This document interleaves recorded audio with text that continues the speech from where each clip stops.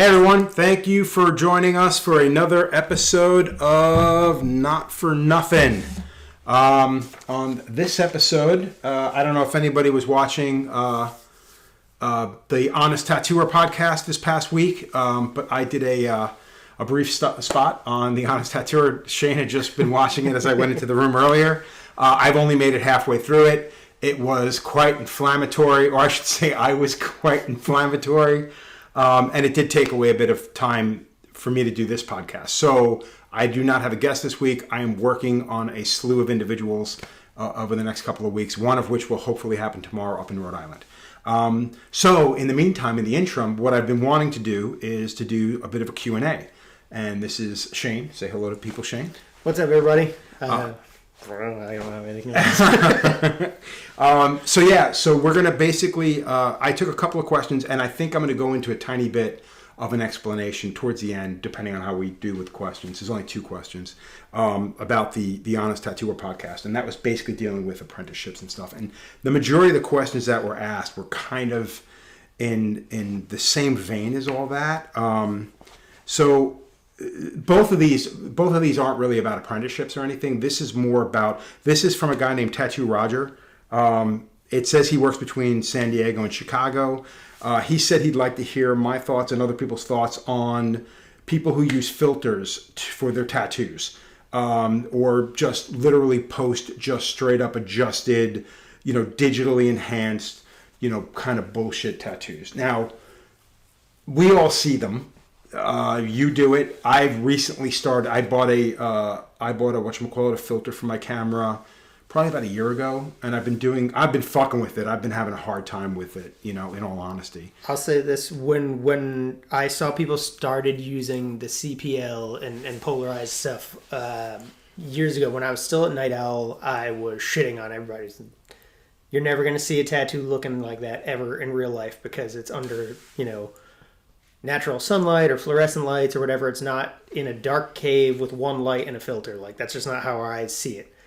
Then someone tried to dispute that and tell me that the way our camera sees it isn't the way the eye sees it either. And I was like, okay, well, yeah, maybe that's a thing, but we're not selling photos, we're selling tattoos. So I've adapted to using the CPL and the polarized thing to take my fresh pictures, because I used to get shit photos. Which is understandable. With glare, because swelling and shininess and all of that shit.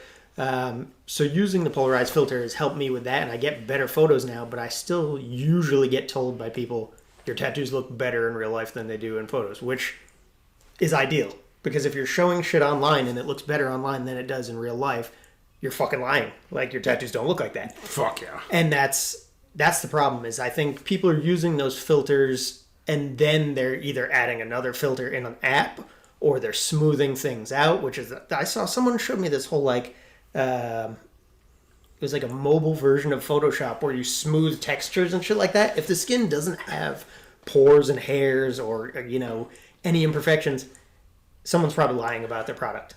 So I'll be honest with you, I think it's bullshit. So don't get me wrong, having said that, I think that a certain amount of filtering, a polarizing lens, anything that can help, and not so much enhance the photo, but make things look closer to real life. True to life, yeah. Like, and it's more about the lighting than anything else, because it's so difficult in a tattoo shop to get proper lighting where you're happy with the way everything looks, and you sit back and go, oh no, I like that. That looks good. That's what I want it to look like. I feel like the lighting that helps us to make the tattoos is actually fighting us taking photos, because it's 2 completely different things. Yeah. You want it to look as clear as possible, so we use fluorescence. They don't take great photos. Right, exactly. And that's the thing. Like, even using these lights, it can be difficult. But to have like an actual, I forgot what the mylar is that you put on the actual the light that you put around your camera. There's a name for that mylar, that little foggy plastic, whatever. But there's that, and then that with the polarizing film actually gives you a truer. It just gets rid of a lot of times it takes the redness out. I think I just recently posted something, because like I said, I'm still getting used to it. But I posted something where all the redness was in one, and then in the other picture it was a bit warmer, so the redness disappears. So it's a lot of fucking bullshit. It's a lot of made up crap. I mean, I've seen black and gray tattoos that in the filtered photos online look tremendous. Yeah. But when you see them on in person, they tend to look ashy. Yeah. They tend to look a little bit drab, super light. The blacks aren't black. The grays are super light gray. Like, I have to be honest. I think one of the things that a lot of people are doing with their black and gray photos is desaturating the image because to you take want that out. that. You want, yeah. But if you're just desaturating the image, some of the shit that's just irritation is going to now look like a tone instead. Right. So you're lying because intentionally or accidentally. Yeah, well, I think it's intentionally because Most I think of the what you're time. doing is you're removing the middle tone. Like, you don't have a middle tone. You know what I mean? So what you're doing is you've got this super light tone, then you've got this weird middle tone, which is your bruising, basically. Yeah. And then that when you desaturate certain things, it does tend to bring certain things to the forefront that don't even exist. Yeah. I mean, how often have we seen a black and gray tattoo? And I'm not going to name names, but I've seen some of the stuff, and you look at it and you're like, damn, that's fucking light. And it's only a few years old, or maybe less than a year old. Yeah. You know, so I think it's like the idea of trying to find it, and I think the idea of trying to find the right way to photograph stuff so that things look as real as they do in real life to basically assure the client that that's what they're getting. A lot of that's lost on a lot of clients, and I think that's kind of fucked up. I don't think that that's a fair way for people to approach what a tattoo looks like, or to approach an artist based just strictly on that. Well, and I think a lot of what's happening too is because younger tattooers are brought in with that being the norm and that being the standard, they're doing it, never questioning it, and then adding on whatever next layer or app or filter or whatever it is. Yeah. And it gets further and further from the truth. That's why I still go to, when I'm taking healed photos, no filter. I try to do it either in the studio light or outside to give the truest Outside expectation of what you're going to see when you see that tattoo. Outside used to be the really, like, if you can get a photo on like a sunny day in the shade. Yeah. Because the sunny day kind of cuts down on the blue, on the cool shadows sometimes. If you're in a day where it's kind of overcast, it's kind of hard to get a true picture, where you might have to go back in later on and just adjust some of the filter, I've always looked at stuff as if I have to adjust it, I'm trying to make it look from what I remember, not make it look like an amazing photograph. I think that's where a lot of people have difficulties, because you adjust it and you want it to look like it does in real life, but then I think some people take that extra step and they're like, well, this is what I wanted it to look like. It might not look like this really, but I'm going to nudge it a little bit more so I get that extra little contrast. Well, so I'm going to do that thing. And that's the bitch of that, and that's what I think people are bitching about. And this is what I complain about. It's like, I don't want to see a filtered photo. I mean, you can show me a filtered photo, but please show me what the photo looks like in real time. Yeah. Like we had a fella in here recently looking for work, and I seen his stuff on Instagram, and his stuff looks like everybody else's. I don't mean that in a bad way. It does. It's black and gray. It's your typical god heads and fucking Christ heads and lions and statuary and whatever. It's all solid stuff. It's very nice stuff, but it's all heavily filtered shit. So I don't get to see what it really, really looks like. And it's one of those things, like, if I'm hiring somebody, I need to know what that piece looks like in real life. Yeah. I want to see what it looks like now. So I made it clear to him. I'm like, here's the deal. Like, you don't have to bring people into the shop, but I need to see an unfiltered photo. Just a good, nice, clean shot of your work, and more than one. You know what I mean? So he had actually said he's going to try to bring some people in for me to look at their stuff. But that's a big deal, because, I mean, if you're going in with just a portfolio, I mean, dude, I've been tricked into thinking that certain artists were much better until I actually got to see their work. And it's not just the filtering; it's also like age, The heel, you know, yeah. Even just the initial heel, like, you could do an amazing tattoo, and a lot of times, like, I mean, how often have we seen tattoos that you looked at and you went, man, that fucking thing's amazing, and then you saw it in real life and you went, oh, for fuck's sake. Like, I'm not even gonna, again, I'm not going to name names, but we were I was at the London convention, I don't remember what year it was. It was like maybe 2016. Yeah, it was like maybe 2016. And I got to see tattoos from a very, prominent tattooer that people love, black and gray in color. And I ran into Tony Rommel, and Tony he owns Tattoo Society magazine, and he was so bummed out when he saw the work. And I'm like, what is wrong with you? And he's like, dude, check this out. And I had seen the tattoo that he was about to show me on the camera just like maybe an hour before, because everybody's going gaga for it. And it looked like dog shit.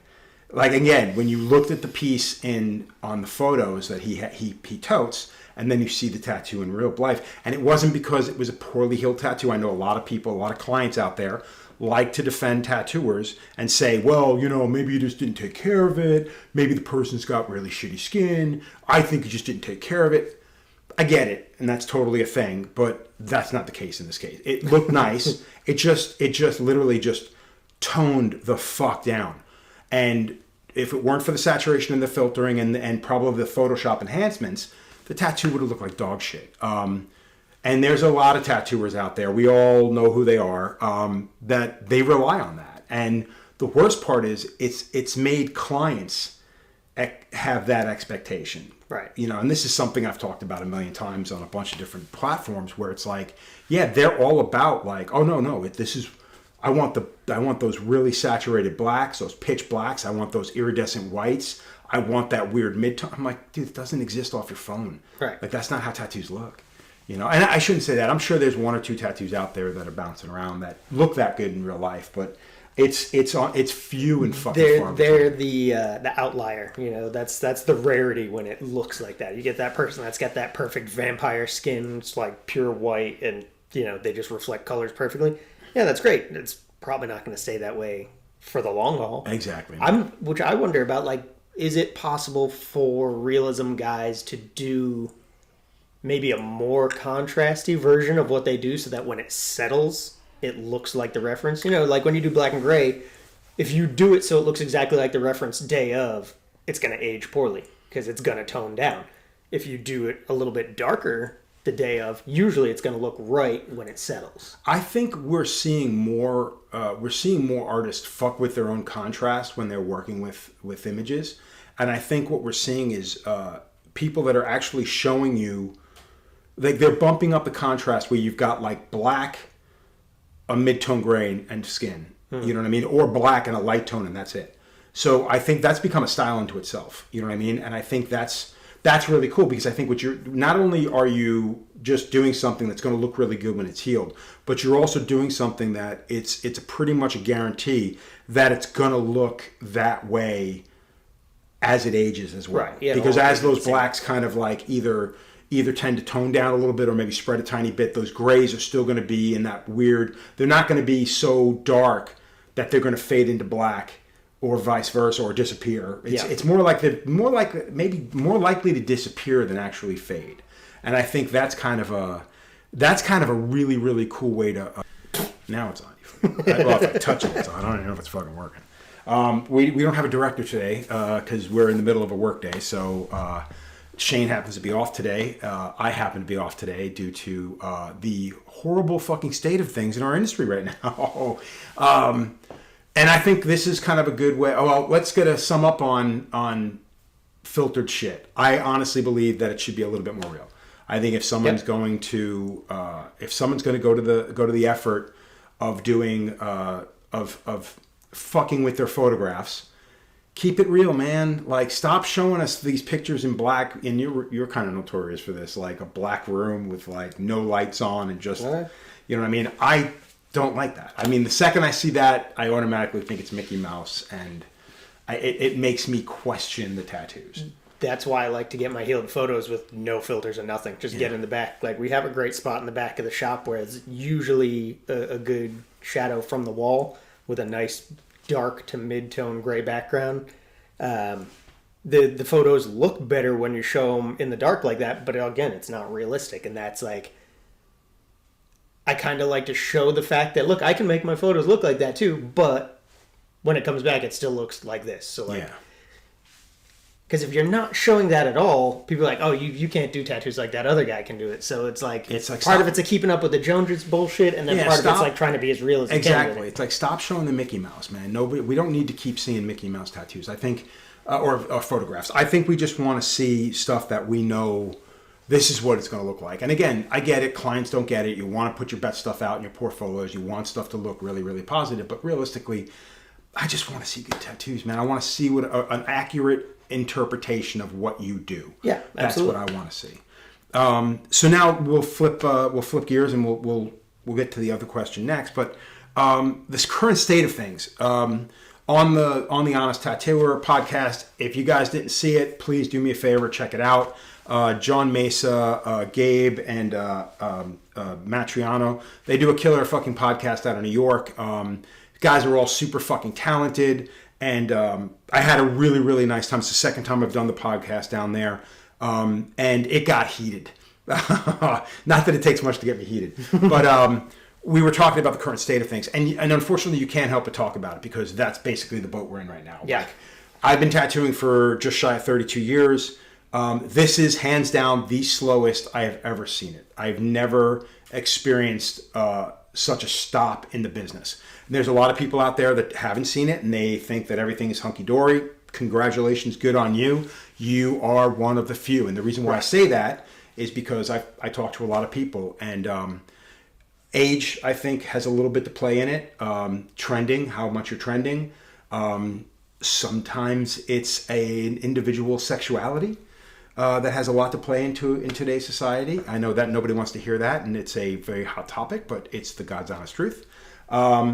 There's so many factors in the business. I know with me, a lot of it's got to do with age. A lot of people are just like, oh, you're old. I don't want to get tattooed by you anymore. Like, I am, out of this shop, I am the oldest individual. The one after me is Eric. And I would go as far as to say at one point, Eric and I were probably, he's definitely busier than I am. But again, I think a lot of it has to do with age. I think, yeah, I mean, some of it's got to do with age for sure. Because when you're younger, you might have clients that are a little bit more willing to be impulsive, get weirder shit, do stuff just off the cuff, and maybe they have a little bit more disposable income because they don't pay rent yet or whatever. So you get a little bit more of that. Plus, the trend chasing thing is definitely real. Oh, for real. But it also is limited. It's short-lived because the trends come and go. So you quick. can say it's short-lived, but how many fucking lions with different colored eyes? And the only reason I bring this up is because you got one to do on Saturday. Tomorrow. So I think the Pinterest trend is always going to be a thing. I think the little bitty tattoo, until a group of individual tattooers makes a fucking stink about it. Well, I think I'm already starting to see it because, like, I use Reddit a bunch to kind of look at some tattoo groups, and it's a lot of the people that are posting there are just tattoo clients posting their tattoos, and then there's the tattooer ones as well, and like the age tattoo one. I love that group because it's like showing, and it gives you how long it's aged, so it tells you, oh, this is done by this person, and at age, great, it's 10 years old, 20 years old. Are they showing before and after? It depends on who posts it. And whether or not. Whenever I post in there, I try and give like the old one and the new one. But well, like Instagram, if you're not on Reddit, Instagram has Healed vs. Fresh, which is a great Instagram site. And they're really good about showing pictures when they were first produced and then pictures today. And I think that's an important thing that people need to realize, that tattoos age.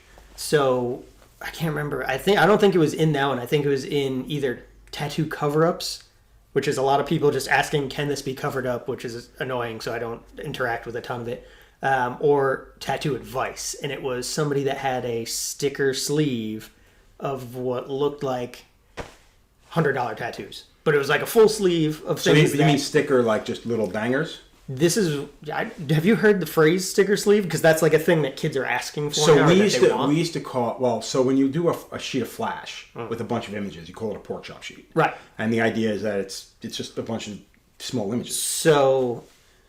it might be the same. same. So it's a similar idea. But yeah, so they're like $100 Pinterest tattoos with no framing, no composition. Just like, I had $100, so I got a thing, I got a thing, I got a thing, I got a thing. And it feels like it's a direct reaction to people having cool, cohesive sleeves. They're like, well, that's the old style. I'm going to do this.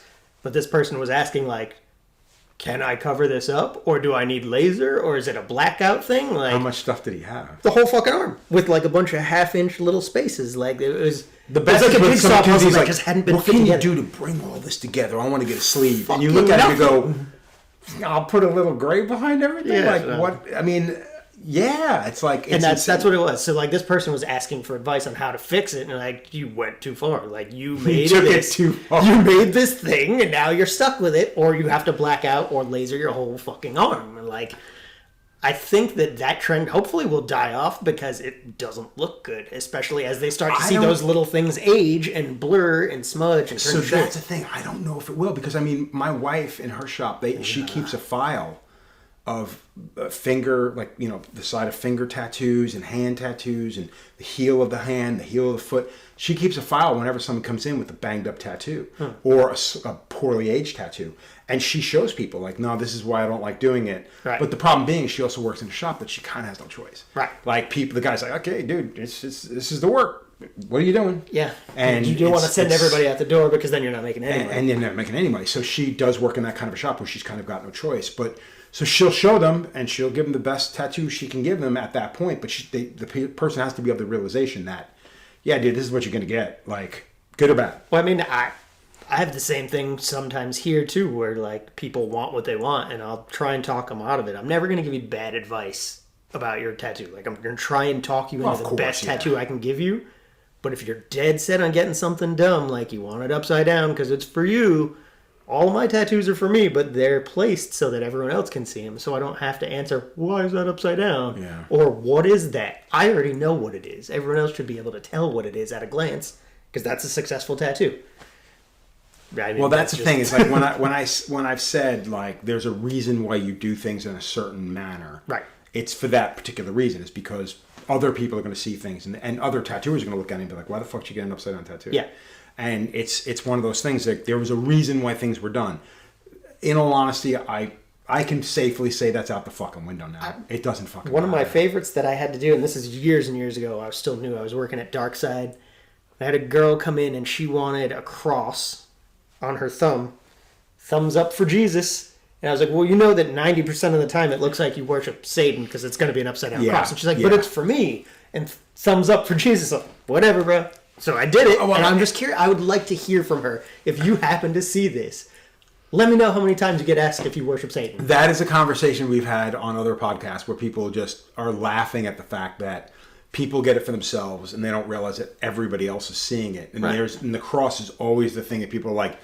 It's like most people are going to assume you're a Satanist but then again, there's enough knuckleheads out there that have done it. Like I said, they've changed the trend. They've changed the rules, I should say. Yeah. They've changed the rules in which ways of things. So people do look at stuff now, and I honestly believe that a normal person's going to look at it and go, oh, that's a really beautiful cross, and not realize the fact that it's an upside down cross on somebody if you're looking at it, because they're going to probably look at it from their perspective and go, oh no, I got it, you did it for yourself. And again, so it's so hard to fucking put to swallow. It really is so hard to swallow. My friend Jackie is apprenticing right now, and she I don't know if she did it herself or she had someone tattoo her, but it's on, like, I think it's the back of her leg, and it's upside down, and it just says, it's for me. I thought that was fucking hilarious, because it's kind of just laughing in the face of that trend. I like that. I think stupid shit tattoos like that are funny. Yeah. And those are tattoos that you can look back on. I mean, I've got a lot of, like, we call it a junk draw.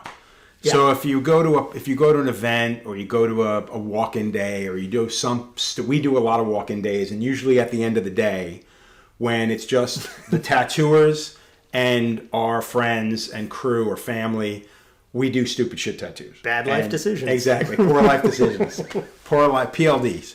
And the idea behind it is that you just do silly shit. So jokingly one day, Tiff, I think, is the one that may have come up with it. Maybe she heard it from somebody else, but she was getting on stuff on her leg, and she called it her junk drawer. And I'm like, that's fucking amazing. That's just a stupid thing. But yeah, so this leg is just full of stuff that she gets tattooed at these events. Stuff that you need to have in the moment, but you might not need it. Yeah, because there's nothing, like, one of the things I think a lot of people forget is, like, everybody puts so much heavy meaning on tattoos. And again, nothing wrong with that. Totally cool. It's been like that forever.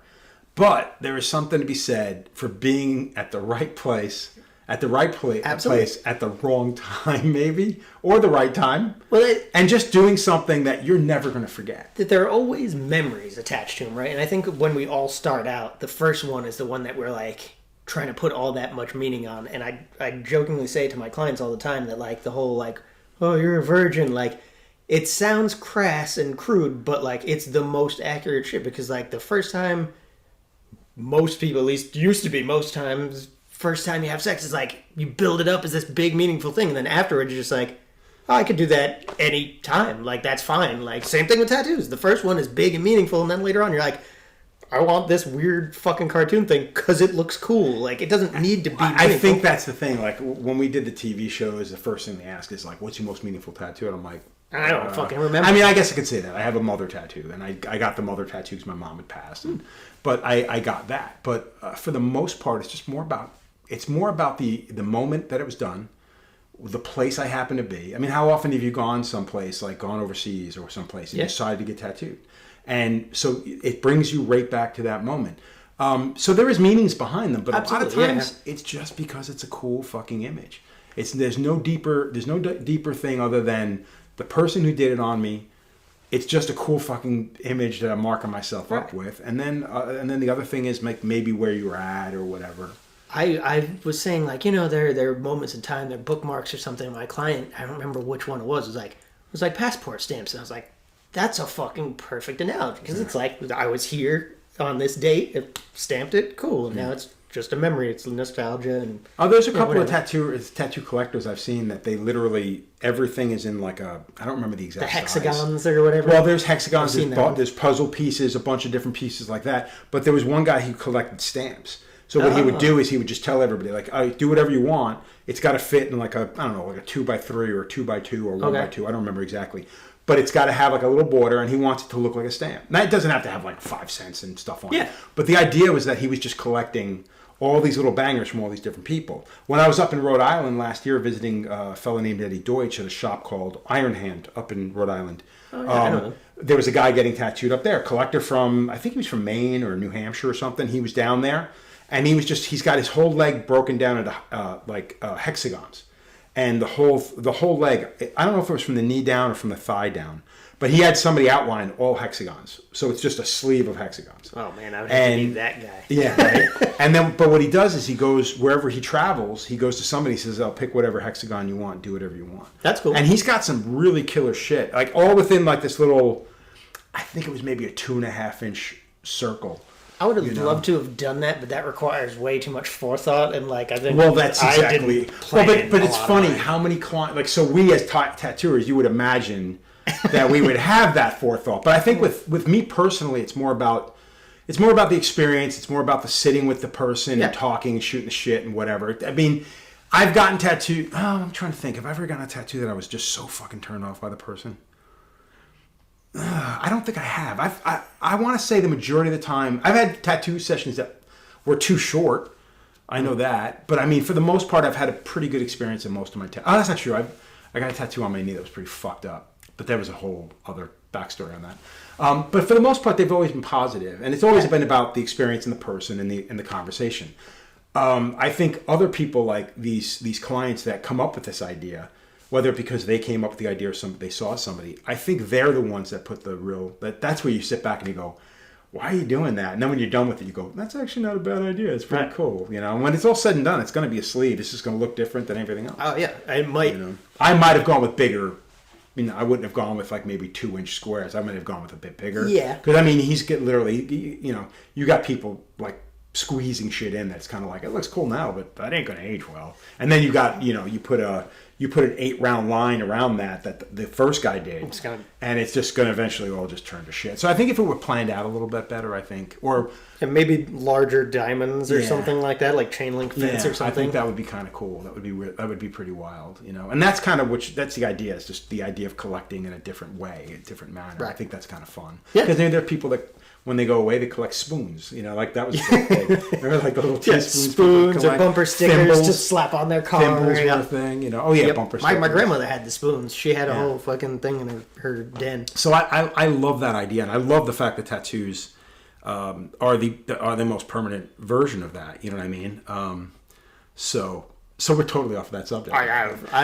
So one of the things I talked about on the Honest Tattooer, we were talking about gatekeeping came up.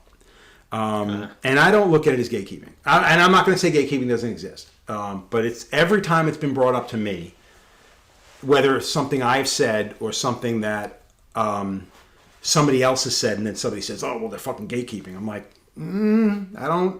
I don't agree. I really don't agree. I think the term gets thrown around really loosely. Especially now. Just like the term literally gets used when it means completely the opposite. Yeah. If you say, I literally want to crawl out of my skin right now, you're an idiot. you literally do not want to do that because then you are fucking dead and disgusting. Well, that's a bit literal. Yeah, exactly. That's what I mean. Like, people just say some shit and they don't know what the word means, so they're like, "Oh, they're gatekeeping." You're like, "Well, is it really, or is that?" I think it's a catchphrase now that is literally caught fucking fire. Yeah, I don't think that if you're trying to say that only a certain kind of person can get tattooed, okay, yeah, that's gatekeeping.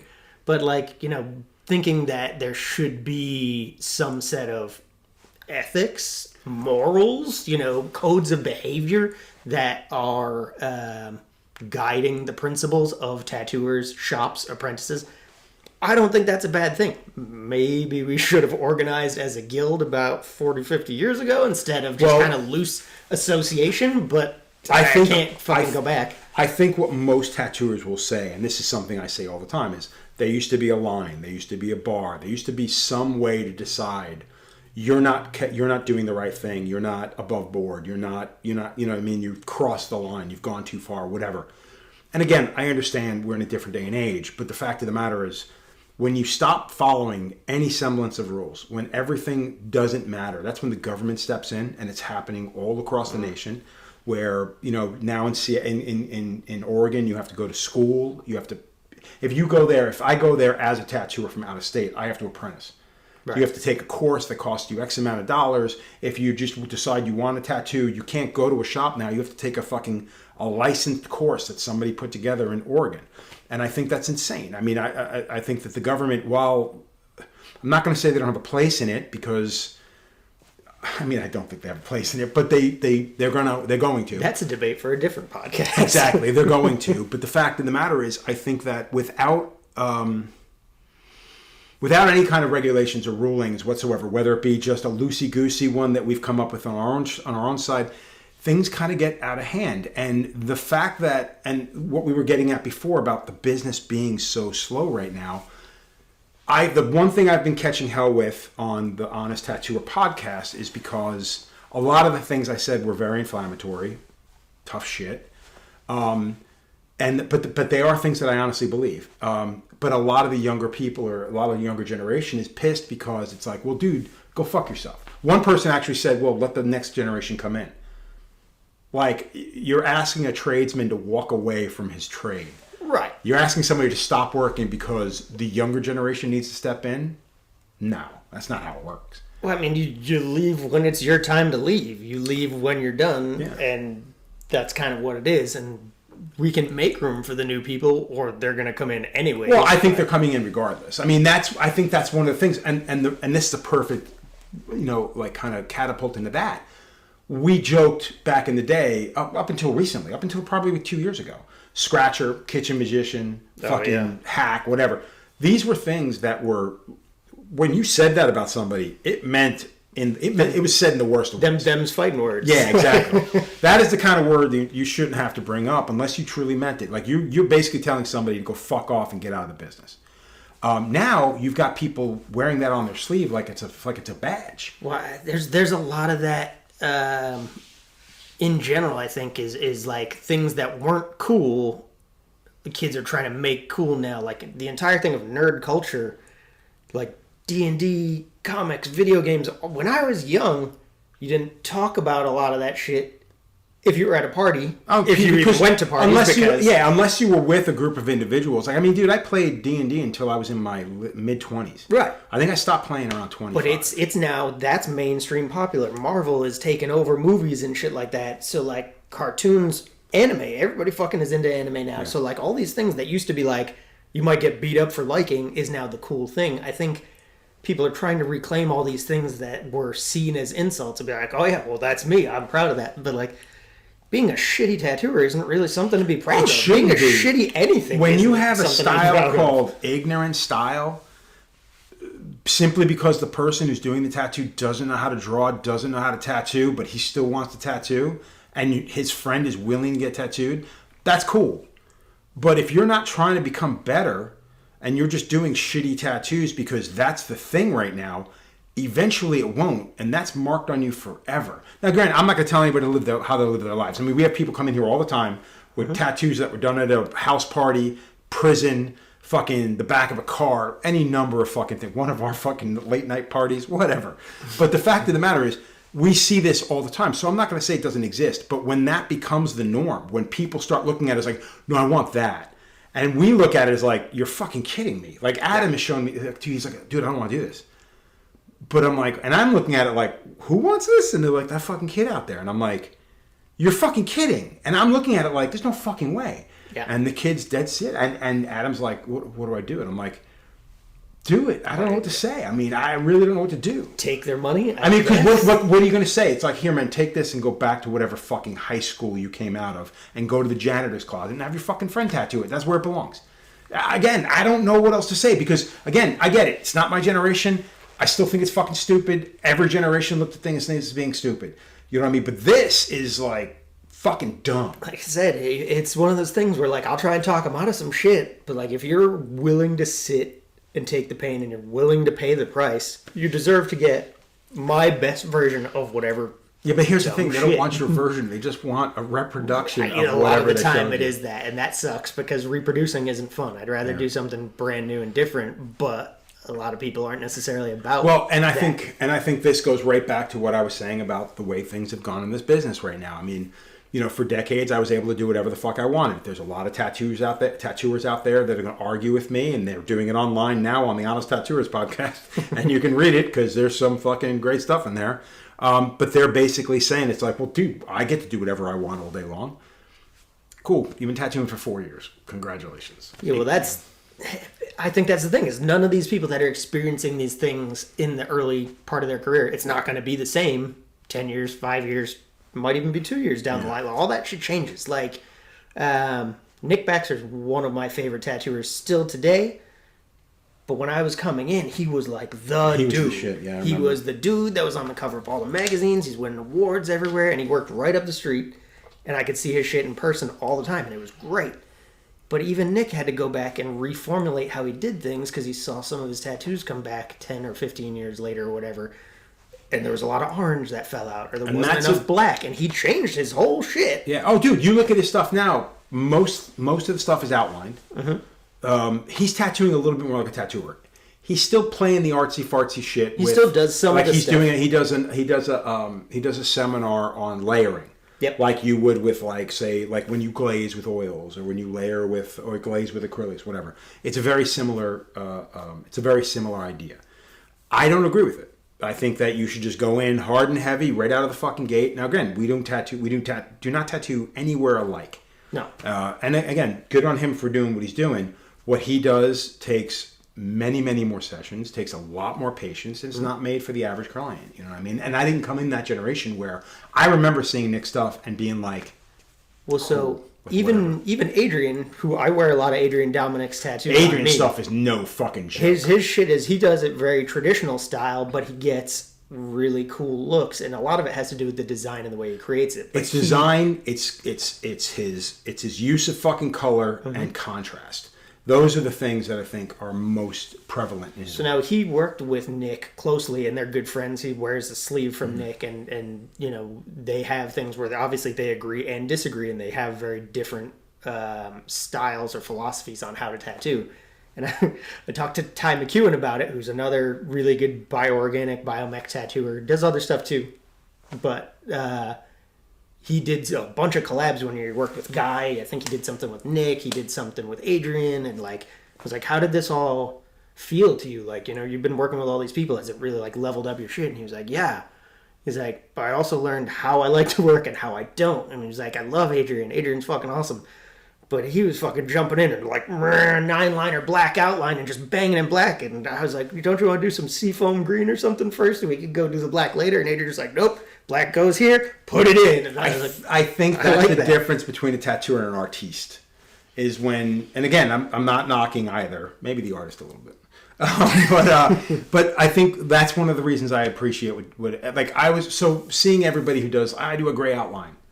And then I'll start doing some color. And then maybe I'll go in some outlines. And I'll go back and outline the entire... And I'm like, what the fuck are you doing? Where with me, it's always just been about it's tattoo. I have an idea of what I want to do. If I need to change anything, if I can change it, I will. If I can't, I can't. And again, I'm not looking at it as from an artist standpoint. If I want to create art, like if I want to create a painting, I'll do it on canvas. I'm not doing that on people's skin. And that's something I've taken a lot of shit for over the years because they're like, why don't you fucking tattoo more like your paintings? And I'm like, because they won't look good in 5 years. Well, yeah. And what you just said with Nick going back into stuff years later because of how things aged, there's nothing better than seeing a tattoo that's 10, 15, 20 years old and it still looks cool. Where you look at some other artist's stuff in 5, 10 years, it literally is just the whole thing needs to be redone. Right. And that's a bummer. You know, I think there's also something to it where like I've done some realism oil paintings and like they look cool hanging on a wall, but like you wouldn't do that on skin. No, I don't like to do realism on skin at all. Dude, I feel like it's stressful. It's Stefan Schotezek is a perfect example. We just brought him up. I don't remember who I was talking to, but that came up, and they were bringing up the fact that Stefan, you know, he came on the scene when Eric, myself, and a couple of guys from Darkside went to the Philly convention, the National Philly Show. Back in mid 96, no 97, 97, 98, I don't remember. And we stayed in the hotel room the whole time tattooing everybody. But we went down to the floor and fucking Stefan cleaned the fuck up as far as awards. He brought all these back pieces and sleeves, all this artsy fartsy fucking oil painterly looking shit. Americans were just like, fuck off. Like, none of this stuff is, what the fuck are you people thinking? But a lot of, some of the older generation tattooers were kind of like really into it. It wasn't but the old school tattooers. Like, and National was made up of a lot of like older people, but they were still kind of wanting to catch up to the kids and, you know, the next generation, whatever. But a lot of people and a lot of traditional collectors were just kind of like, fuck off. Like, they got sick and tired of hearing his name every single day. Yeah. Fast forward 10 years later, 15 years later, he does an article in one of the magazines saying how, I spent the last fucking, 5 years, 3 years redoing a bunch of tattoos. And I know now that I look back on all this work that none of it was good. And I don't remember exactly how he worded it, but it was basically that. And I was like, man, that's a smack in the fucking mouth. If you got tattooed by this guy fucking 10 years ago and now it's like, your tattoo sucks and he just admitted to it, kind of fucking sucks. But, more credit to him. He made good on it. We all grow and we all learn. And I think that's part of what this is about with the young tattooers. If you come in, you've been doing this for 3-4 years and you have someone 15, 20 years in that's like, hey man, maybe you shouldn't do it like that. It sounds like we're trying to slap you down, but a lot of the time we just want to see you do better work or something that's going to last. And it's because we've seen our own shit come back fucked up or it aged out. There's certain colors that just dropped out for some of the tattoos that I've done over the years and like faster than the rest. Same thing with some of the ones that I wear, like Eternal Orange, Bright Orange, I think it was.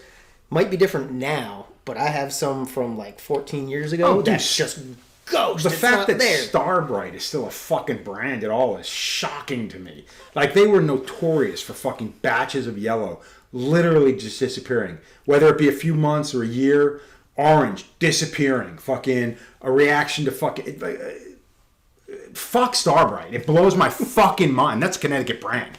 Like, it blows my mind that it is still a fucking thing. Some people use it and do it really well, but I also don't know. I haven't looked after all their healed and aged stuff. Again, and I am going back fucking, 20-something years ago, but I remember being like, yeah, fuck that poison. And it still is the same shit for the most part, because I know that there are still, like we said with Eternal, with Fusion, because then nobody really strays from the pool. They all know where it all comes from, and they all, for the most part, are using and making the exact same stuff. Not saying that everything is exactly the same, but it kind of is, with the exception of a handful of companies. Like you still got like guys like Chroma, Damien. Like, he's still mixing powder pigments. He's making a proper dude, I've used his stuff. I'm not crazy about the consistency of his stuff, but I've used it. I've seen it come back healed. Looks beautiful. It's the time in that matters. Like, I've been using Easy Glow for so fucking long. I can look at stuff that I did 15 years ago, and I know what it looks like. You know what I mean? So I'm happy with that, and I probably will never change. I've used some other stuff that has been gifted to me, whatever, and it just doesn't have the same feel, doesn't have the same consistency, the same vibe. I just don't like it. But again, that's me being thick and and being outspoken about what it is that I use, and I'm pretty. But also like stuck in your ways. Oh no, certainly. But again, dude, I think out of a lot of the people that I don't know about, but the ones that I try to keep an open mind with a lot of stuff. For everybody out there who thinks that I'm some pig, I'm a loudmouth fuck. But I do tend to keep an open mind. I mean, dude, I was the first one in the shop to use rotary machines. I was the first one in the shop to use fucking disposables. I mean, I got everybody else, not everybody, but a couple of the guys on the shop into certain things. I would say it's a little bit impressive, the fact that you've been 30 years in and you still do try new stuff. You do because I mostly go back to what you know because it works better. But oh yeah, well I'll give credit to that, because to me, I look at it from the perspective. This is the reason why I picked up the iPad. You need to kind of know what's coming down the pipe, and that's why I get a little angry when people automatically assume that I'm just spouting off as somebody who doesn't want to see change or who wants to see things go backwards, because that is so not the case. I mean, granted, when I come off loud, shitty, and screaming, I understand fully, and it's more about passion and growing up on as an Italian Long Island, a Long Island Italian. It's more about that than it is anything else. But I mean, I always have an eye to the future. And that's, I think, my biggest concern with everything that's happening right now. The reason why I'm so fucking, angry and so loud about what I see happening is, how do we get it back? And I know this is not something we're gonna be able to solve. Obviously, I just say it like that. Question. I say it like that because you put it out there for that reason. It's like, if I'm bitching, complaining, screaming, and hollering, it's not me putting everybody else down. Not everybody. But the idea is like, okay, so what do we do?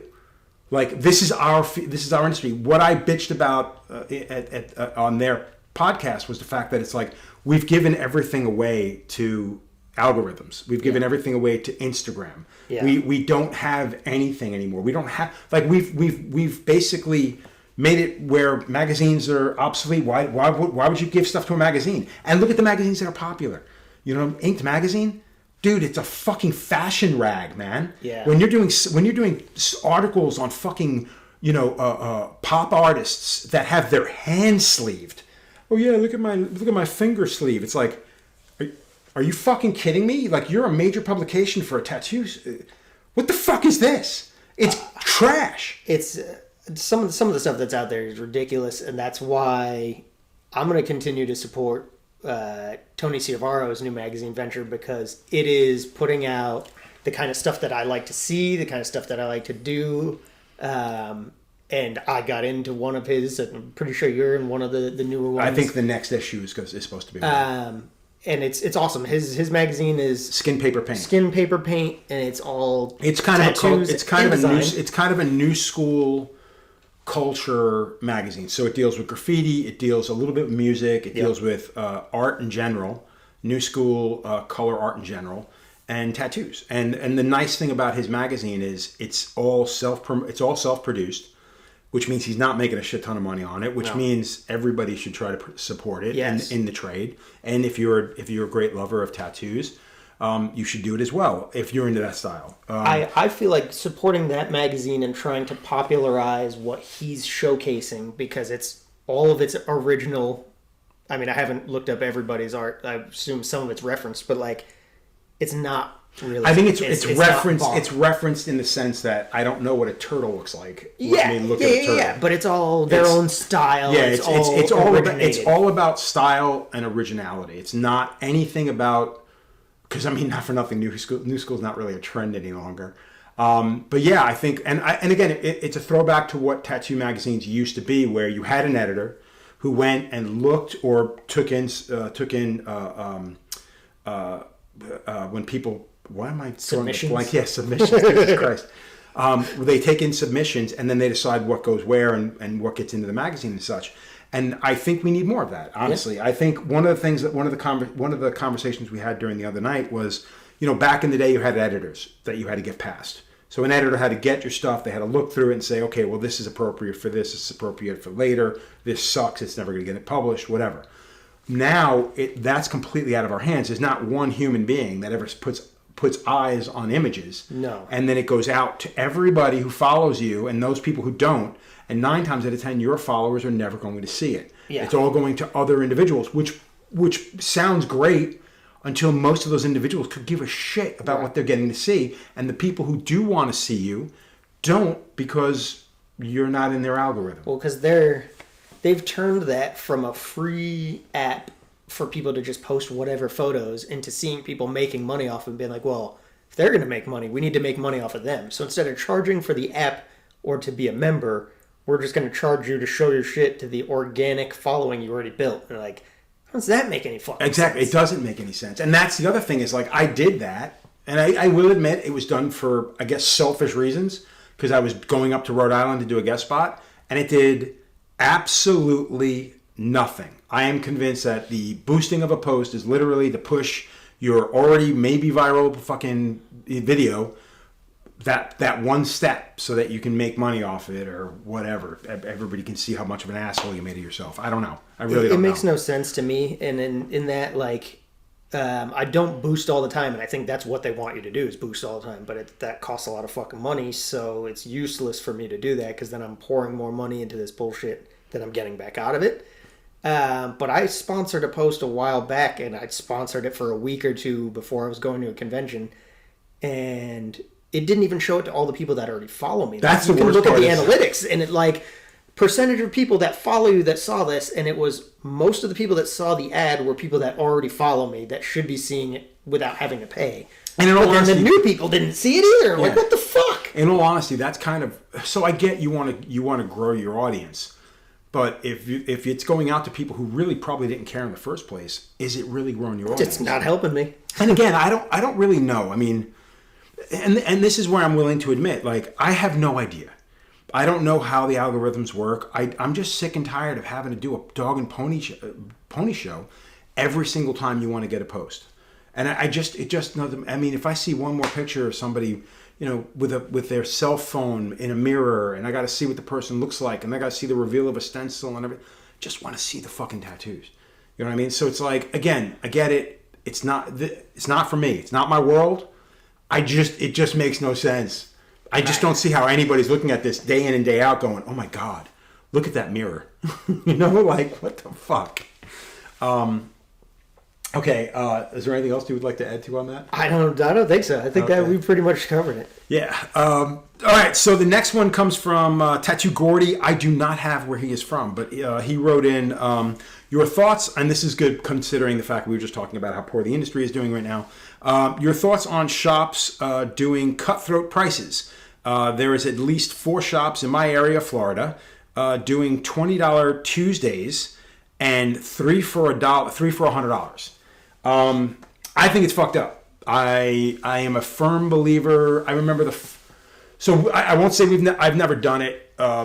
When I first hired my first manager for this shop back in 2009 or 2010, Nicole, we did an event called Quick and Painful.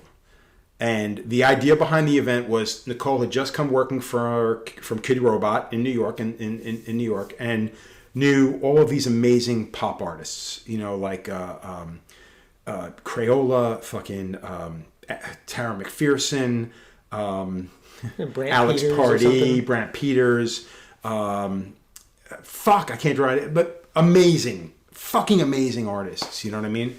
And each one had to design a sheet of flash. Some did more than one.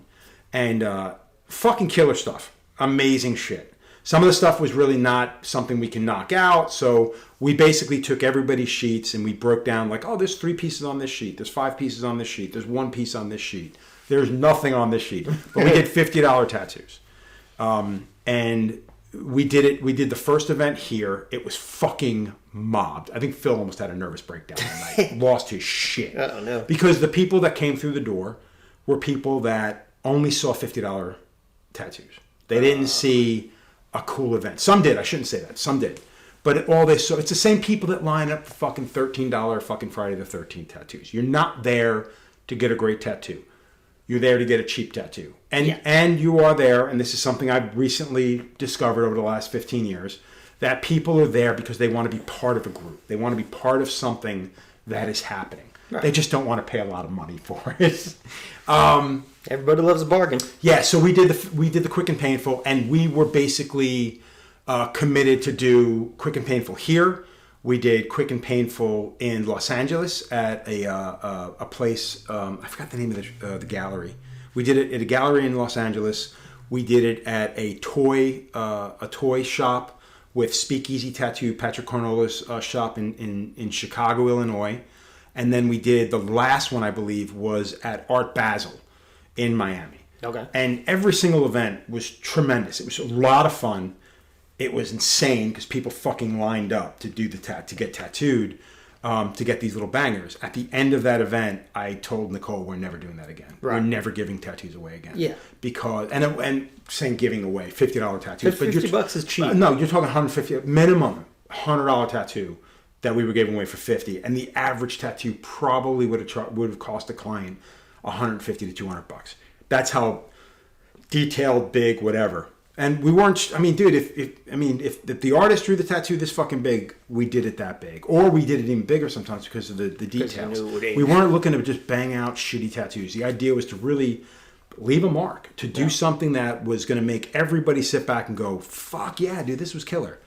And it was an amazing event, but it also got me to the point to realize, the quality of people coming through the fucking door to take part in giveaway tattoos is not what I want. I want people to appreciate what it is when they come through the door. We've done walk-in days here, and when we do a walk-in day, we create a bunch of flash, find a bunch of flash, and we do something with a theme. We've done Tiki, obviously Halloween, Friday. Well, we've never done Friday the 13th. I've never done Friday the 13th. We've done Deadpool. Yeah, Deadpool was fun. We did a Deadpool day. We had a chimichanga truck out back. And tequila. We got sponsored by a tequila company. We got sponsored by fucking Avion or something. What the hell's the name of the company? I can't see it because the light's black there. I still have a bottle of it up there. It's not Patron. I can't remember what it was. But yeah, dude, we've done all these events, and we always try to do something that is fun for us. Because I've often said, like, when someone comes up and talks to my manager and she says, "Hey, will you do this?" I'm like, "No." Well, that's what they want. I'm like, I don't care. It's not for them. Because not for nothing, when we do a flash day, it's for us. And I know that sounds fucked up, but like, I want to have fun. Yeah. And I want that fun, I want the enjoyment that I'm having to pass over to my client. Right. Like, there's something to be said when you're just sitting there freaking the fuck out, having to do these fucking tattoos one after another, because you're just chasing the dollar and chasing the last client. This isn't about that. This is about us loving what's on the wall, loving the fact that clients are hanging out, shooting the shit, even if they're not getting tattooed. They're out there having a drink, eating food, shooting the shit, coming into the room, hanging out with their friends. It is a fun fucking event. So when I say it's not for you, I mean that. It's really for us. It's about us having a good time. We're making some money. We're having a good time with our clients. They're having a good time, you hope, So that makes it about them to a degree. As long as they come in and they enjoy what's here, then they have a good time. Exactly. And that's the idea. It's for everyone to have a good time and to get a decent tattoo. Exactly. We did, when I worked up at Powerline with Evan Olin in Rhode Island, we did 3 years running the Powerline Halloween charity tattoo-a-thon. And it was the first year, I think we did $60 tattoos. They were all $100 to $150 tattoos, I think. $60 or $50 if you brought 2 canned goods. And we learned the same lesson that you get cheap people, and the idea was we know people are going to come in and be cheap, but then they might come back and get something bigger later on. The problem is they don't come Most back. of those people didn't come back until the next charity event. So we upped the price. No canned goods because that was heavy as shit to bring to the food bank. That's the whole Learned a lesson. Well, we donated all the proceeds to the food bank instead. Okay, on top of that. Okay, yeah, so it was all charity. We weren't keeping any money, but I think by the end we allowed them to give us tips, and we would keep the tips. Keep the tips. Yeah, we've done that too. Like when we've done events for charity, a lot of times we'll keep tips, and some of the guys will keep $20 just to pay for setups. Yeah, and then everything else goes to charity. Yeah, I think by the third year, I think they were either $100 tattoos or whatever, and we got less people, but we still made more money. Right. To give to the charity. And so I think it worked out better in the long I think it's run. really about, and this is why I always say the quality of client. I think when we've done events, you do it to get people through the door, and you hope they come back. And unfortunately, a lot of them, I would go as far as to say 85% do not come back. They just wait till the next event.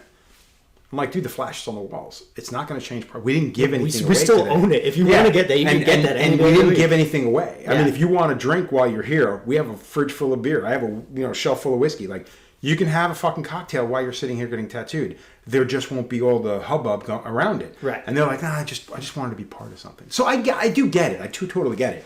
But it kind of fucks us in the ass because we're just like, dude, I just want to have people come back. Like, look how great of a time you had. This can happen every day, you know? But it's not that people just don't seem to get it. And I wonder often when people say, when he's talking about, $20 Tuesday. I've never heard of this cutthroat pricing thing. I don't know if that's a trend or if that's just his term for it. So my wife used to own a shop in Chattanooga, Tennessee. And what happened was they had so many people coming in getting, baby mama names and fucking whatever, that it got to a point where it's like, hey, you know what? Tuesdays is going to be our fucking name day. And they would do name day Tuesdays. And they would, at that time, they were making all their needles. So that morning, they get up super early and make a bunch of fucking liners because all they're doing is fucking, $40 single cursive script names all day long. Yeah. And that's all they fucking did. Because it was better to have everybody come in on Tuesday. I bet you they made a lot of money doing that. And that was the whole thing. And it was better to do that than have to, you'd be in the middle of an hour-long tattoo and the next one's going to be 3 hours and then you got to squeeze in 2 little names because the guy's been sitting there for fucking... Mm-hmm. So it did make sense to me. Looking back on it, I'm like, fuck that. Yeah, I don't want to do it. But by the same token, I get it. You know what I mean? Like, you have a need to do something, so you do it. But to do shit like this, like, it's just cutthroat. It's ignorant. I wonder what the quality of the tattooers that are doing the tattoos. It can't be. Exactly, because at that point, like, we've often heard, like, in New York, there's shops that, like, literally it's $20 tattoo, $40 tattoos, and there's like 18 fucking guys working in this shop. Yeah. And they're all fucking has-beens and hacks and fucking, they don't know what the fuck they're doing, and a handful of people who do know what they're doing, but they don't know where the fuck they're going to go, so they're working here.